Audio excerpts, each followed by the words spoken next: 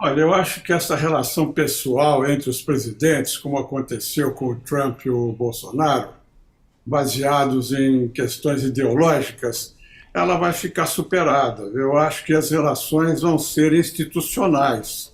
A visita do secretário, né, do conselheiro de Segurança Nacional americana é uma prova disso. Quer dizer, eu acho que daqui para frente, esse ponto fora da curva, que foi a relação ideológica, pessoal entre os presidentes, vai desaparecer. Nós estamos vivendo um outro momento, né? O momento hoje, pouca gente está se dando conta disso, é de um problema grande geopolítico. Você tem hoje as relações internacionais definidas por interesses nacionais, né? Os Estados Unidos, a China, a Rússia, a Ucrânia, a União Europeia, todos eles estão definindo as suas políticas a partir dos seus interesses de segurança nacional, não por interesses ideológicos apenas ou por interesses pessoais. Agora, embaixador, como o senhor diz,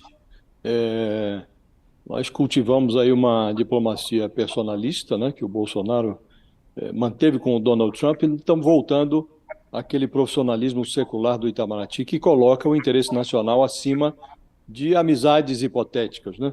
O que eu queria saber do senhor é o seguinte: neste novo governo que vai se instalar em 1º de janeiro, já se esboça um interesse da diplomacia brasileira ou do presidente Lula de exercer um protagonismo na situação conflagrada da Ucrânia, como se o Brasil pudesse atuar como mediador. O senhor acha que essa deve ser uma de nossas prioridades, ou isso é algo que deveria estar fora do nosso alcance de visão? Deveríamos nos concentrar em coisas mais prementes para o Brasil. Olha, o Brasil, durante o governo Lula, o segundo mandato, quis ter esse protagonismo, né? Nós tivemos a negociação com a Turquia, com o Irã, para o protocolo nuclear e tal. Eu acho que o presidente vai assumir com tantos problemas internos, né, tantos desafios, né, na pobreza, na desorganização do governo, na saúde, na educação, enfim, a política externa vai ser muito importante, porque o presidente gosta, tem apreço pela colocação do Brasil como um protagonismo nas relações internacionais. Então, vai haver, eu acho, um protagonismo maior, mas, sobretudo, a partir do clima, a partir das mudanças internas aqui, ambientais, em relação à Amazônia, um protagonismo maior nas negociações internacionais do clima.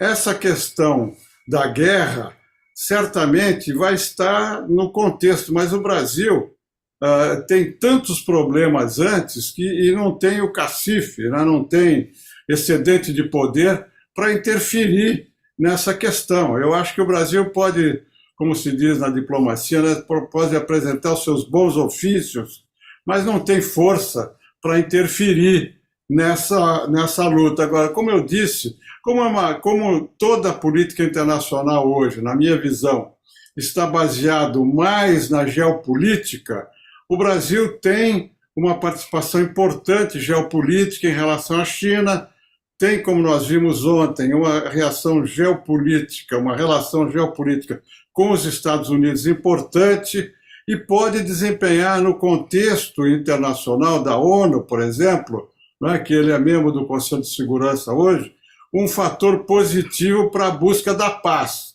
Mas essa paz só vai ser negociada entre os Estados Unidos e a Rússia, com a Ucrânia no meio, com a China, são os grandes players, mas o Brasil pode contribuir para isso também, por causa dessa ênfase geopolítica que eu estou assinalando.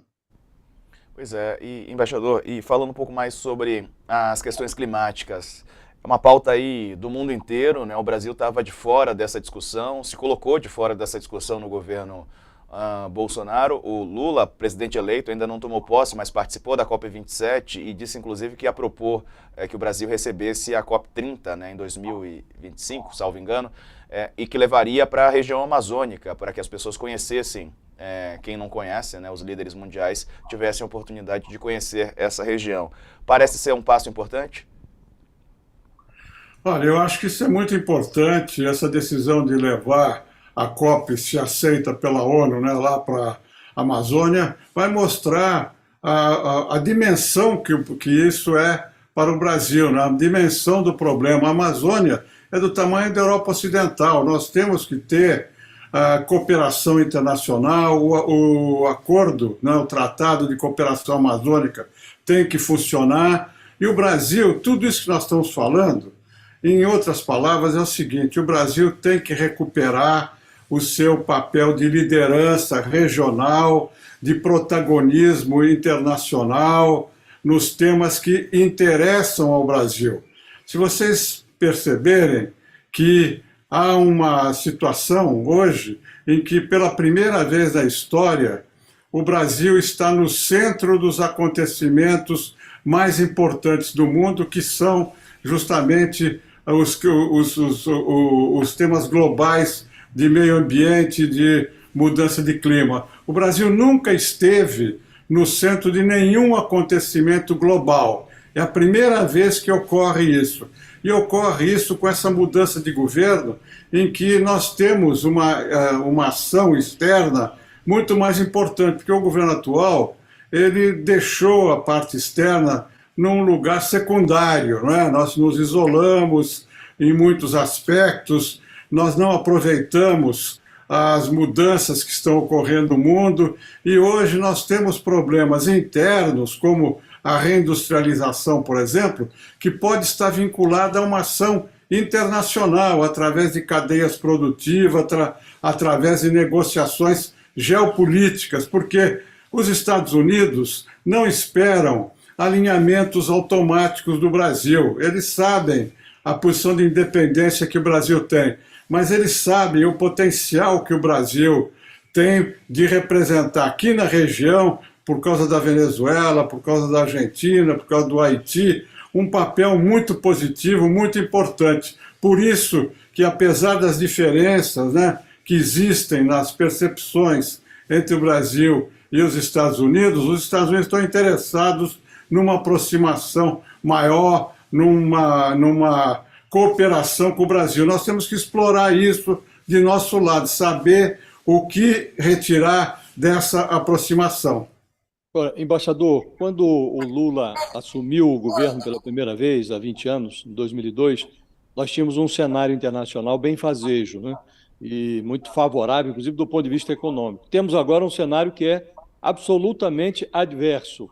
Crise com a guerra na Ucrânia, crise, o senhor mencionou bem o aspecto geopolítico, temos aí diferenças comerciais entre Estados Unidos e China. Nesse contexto, qual deve ser o papel do Brasil? O Brasil tem como tirar proveito dessa disputa entre Estados Unidos e China? Se a gente intervém adequadamente do ponto de vista diplomático, nós temos como nos equilibrar em meio a essa disputa, tirando proveito disso para o interesse nacional?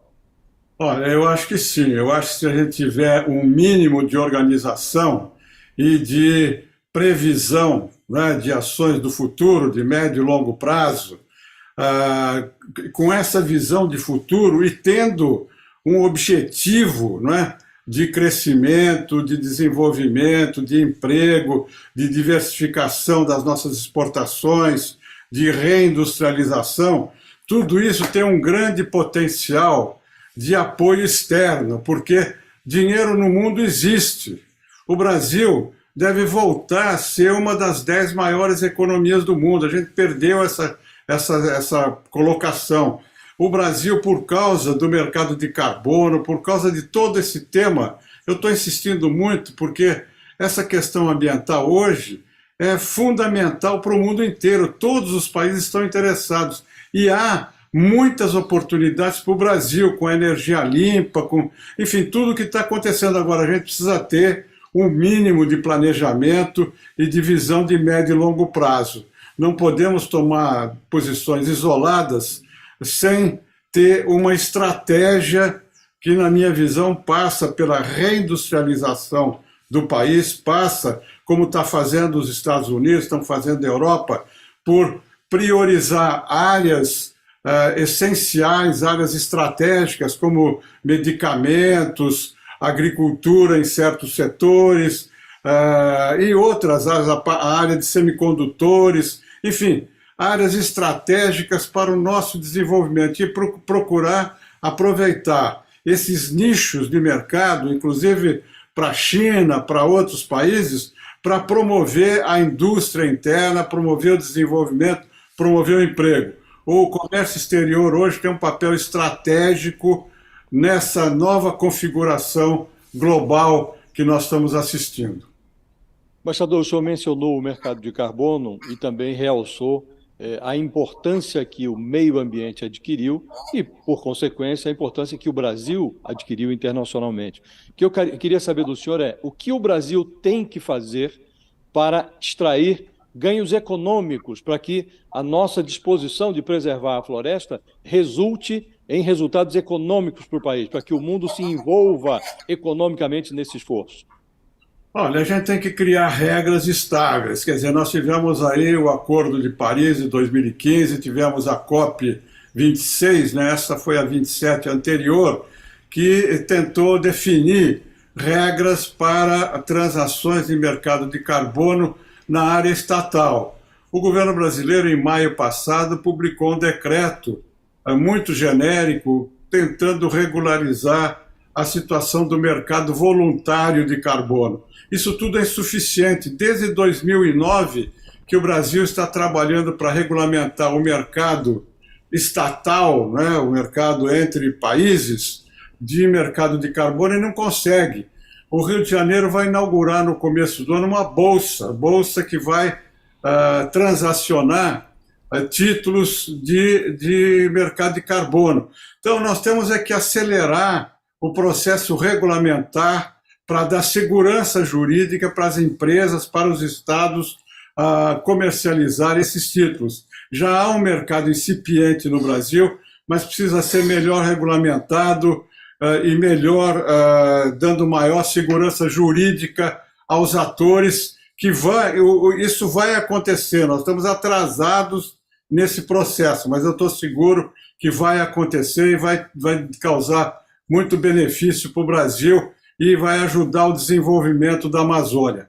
Isso já foi uma grande mudança. Nós estamos vendo uma mudança importante em relação à prioridade da Amazônia. 5 anos atrás, nós não estaríamos discutindo isso aqui. A Amazônia é uma grande parte do território nacional, tem grande possibilidade, né, da bioeconomia, aproveitamento da biodiversidade. Tudo isso nós estamos desprezando, deixando que a região fique ocupada por gangues, por ilícitos, né, de desmatamento, de garimpo, de roubo de madeira. Enfim, isso tudo agora, aparentemente, com o novo governo, vai mudar. Eu acho que isso vai dar um impulso muito grande a todos esses negócios relacionados com a preservação